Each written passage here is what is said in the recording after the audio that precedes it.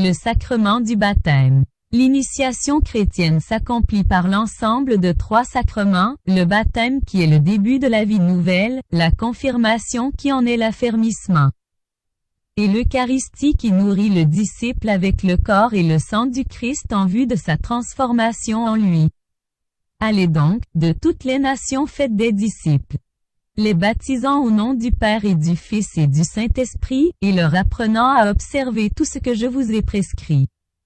Le baptême constitue la naissance à la vie nouvelle dans le Christ. Selon la volonté du Seigneur, il est nécessaire pour le salut, comme l'Église elle-même, à laquelle introduit le baptême. Le rite essentiel du baptême consiste à plonger dans l'eau le candidat ou à verser de l'eau sur sa tête, en prononçant l'invocation de la très sainte Trinité, c'est-à-dire du Père, du Fils et du Saint-Esprit. Le fruit du baptême ou grâce baptismale est une réalité riche qui comporte la rémission du péché originel et de tous les péchés personnels.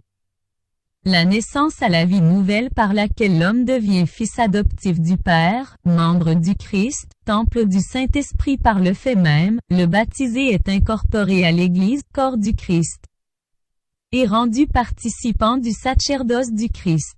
Le baptême imprime dans l'âme un signe spirituel indélébile, le caractère, qui consacre le baptisé au culte de la religion chrétienne. En raison du caractère, le baptême ne peut pas être réitéré. Ceux qui subissent la mort à cause de la foi, les catéchumènes et tous les hommes qui, sous l'impulsion de la grâce, sans connaître l'Église, cherchent sincèrement Dieu et s'efforcent d'accomplir sa volonté, peuvent être sauvés même s'ils n'ont pas reçu le baptême.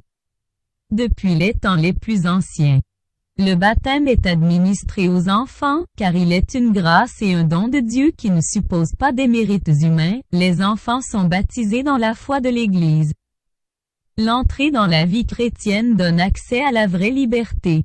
Quant aux enfants morts sans baptême, la liturgie de l'Église nous invite à avoir confiance en la miséricorde divine et à prier pour leur salut.